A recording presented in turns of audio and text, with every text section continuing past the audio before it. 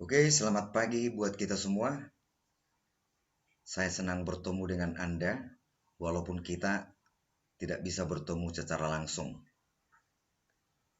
Nah, pembelajaran kita ini kita usahakan efektif dan bisa mencapai tujuan yang sudah ditetapkan dalam pembelajaran ini. Nah, oke, eh, biasanya itu nanti materinya ada saya kasih dalam bentuk file PDF. Tolong kamu baca nanti, kamu baca. Lalu catat di buku catatanmu itu intisarinya, ringkasannya ya. Padukan dengan penjelasan ini. Oke, baik. Materi kita yaitu bab 1 tentang pertumbuhan dan perkembangan pada tumbuhan. Pertumbuhan dan perkembangan pada tumbuhan. Nah, pertumbuhan adalah proses pertambahan ukuran, massa, volume dari suatu organisme yang bersifat irreversibel. Irreversibel artinya tidak dapat kembali pada keadaan semula. Misalnya akibat pertumbuhan tadi ada pertambahan ukuran yang sudah dicapai, yang sudah dialami sebelumnya, tidak bisa lagi kembali ke hal tersebut. Jadi itu artinya irreversibel. Nah, pertumbuhan bersifat kuantitatif dapat diukur. Berarti ada kecepatan pertumbuhan. Pertumbuhan pada tumbuhan itu dapat diukur dengan menggunakan alat auxanometer. Auxanometer. Nah, perkembangan adalah proses menuju kedewasaan akibat diferensiasi dan spesialisasi sel maupun jaringan. Diferensiasi dan spesialisasi itu disertai dengan perubahan struktur dan fungsi. Nah, perkembangan bersifat kualitatif tidak dapat diukur, gitu ya. Jadi pertumbuhan tadi bersifat kuantitatif, perkembangan bersifat kualitatif, pertumbuhan dapat diukur, perkembangan tidak dapat diukur. Nah, tahap pertumbuhan dan perkembangan pada tumbuhan itu secara garis besarnya ada 4. Pertama, pembuahan. Di kelas 11, kamu sudah belajar tentang pembuahan pada tumbuhan. Ulangi lagi. Nah, pembuahan pada tumbuhan gymnospermae, masih ingat kan gymnospermae? Yaitu tumbuhan berbiji terbuka. Contohnya pinus. Gymnosperma itu mengalami pembuahan tunggal.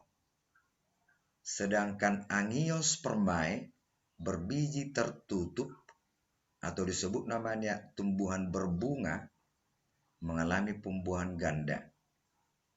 Pembuahan atau fertilisasi itu akan menghasilkan embrio di dalam biji. Lalu perkecambahan atau di kampung kami disebut germinasi. Nah, proses perkecambahan sudah ada di materinya, materi yang kita kirim. Nah, perkecambahan itu yaitu kan proses keluarnya embrio dari dalam biji. Berarti embrio dalam biji itu mengalami pertumbuhan, mengalami perkembangan.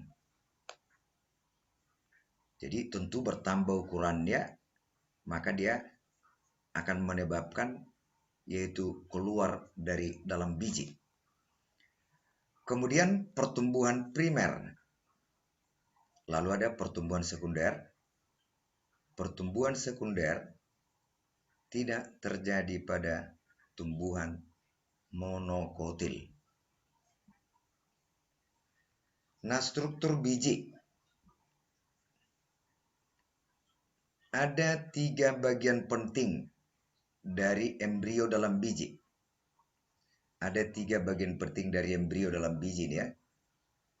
Pertama, tunas embrionik akan membentuk batang, daun, bunga, dan buah. Kemudian ada kotiledon atau sering kita sebutkan keping biji. Lalu ada akar embrionik atau radikula. Ini akan berkembang membentuk akar. Nah, lalu epikotil, zona atas tunas embrionik. Epi artinya kan permukaan. Hipokotil, zona bawah tunas embrionik. Kotil, di sini tadi kan ada kotil ini, kotiledon. Berarti ini dasarnya menentukan. Maka kita buat bagian atas titik perlekatan kotiledon dengan tunas embrionik. Nah, ini hipokotil bagian bawah titik perlekatan kotiledon dengan embrio atau tunas embrionik. Nah, gini. Bagian atas epikotil, bagian bawah atau zona atas tunas embrionik, ini zona bawah tunas embrionik. Ini nanti dasarnya untuk menentukan, membedakan tipe-tipe perkecambahan. Oke, kita lanjutkan dengan yaitu tipe-tipe perkecambahan. Nah, ada 2 tipe. Yang pertama tipe epigeal, yang kedua tipe hipogeal. Epi tadi kan permukaan, atas gitu ya, hipo bawah. Nah, bedakan tadi kan sebelumnya sudah ada, yaitu ini tadi kan epikotil, hipokotil. Ini kan bagian embrio, zona atas, zona bawah. Ini epigeal, hipogeal. Nah, apa yang paling utama kita perhatikan untuk mengidentifikasi atau membedakan kedua tipe perkecambahan ini? Kita perhatikan di situ adalah posisi kotiledon. Epi kan permukaan atau atas, hipo bawah. Jadi kalau kotiledon muncul di permukaan tanah, maka tipe perkecambahannya epigeal. Kalau kotiledon tetap berada di dalam tanah ini, maka tipenya hipogeal. Apa yang menyebabkan terjadi adanya perbedaan ini? Epigeal. Tadi kan kotiledon muncul di permukaan tanah. Kenapa?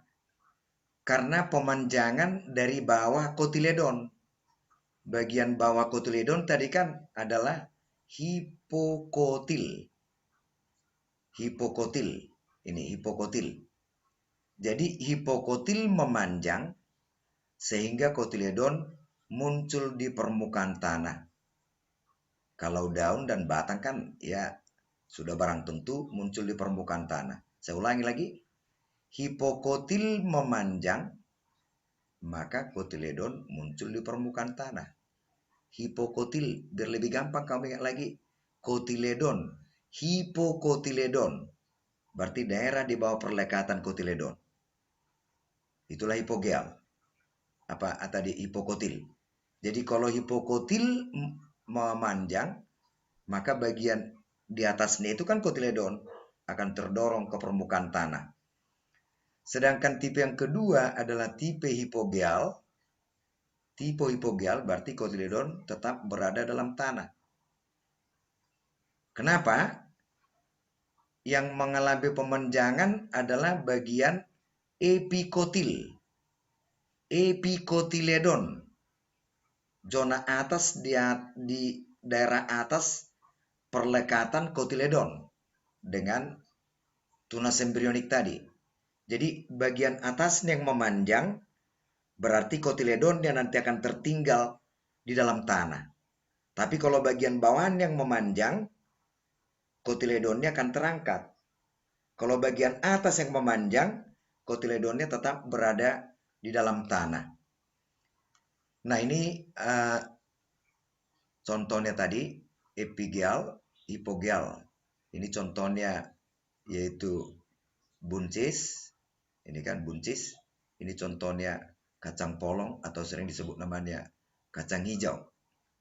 Jadi secara umum memang kotiledon dikotil tipenya epigial, sedangkan monokotil misalnya jagung tipenya hipogial. Tapi khusus untuk ini kacang panjang ini tipenya hipogial seperti yaitu monokotil.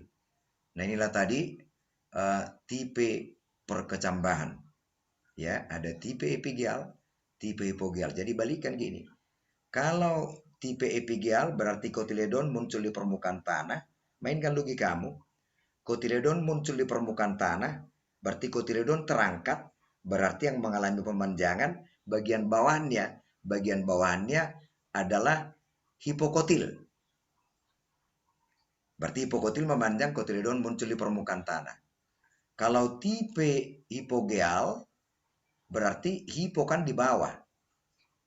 Kotiledon tetap berada dalam tanah. Mengapa? Karena yang memanjang itu adalah epikotil, bagian atas. Epikotil memanjang sehingga kotiledon tetap berada dalam tanah.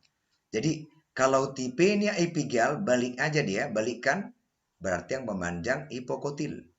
Kalau tipenya hipogial, berarti yang memanjang adalah epikotil.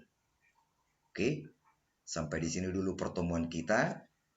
Nanti kamu ringkas intisarinya, ya, rangkumannya di dalam catatan. Usahakan catatannya itu yaitu rapi, ya, rapi catatannya, biar bisa kamu ulangi lagi. Jika ada hal-hal yang kurang dimengerti, bisa bertanya, ya. Sekian dan terima kasih. Selamat belajar, selamat beraktivitas. Horas.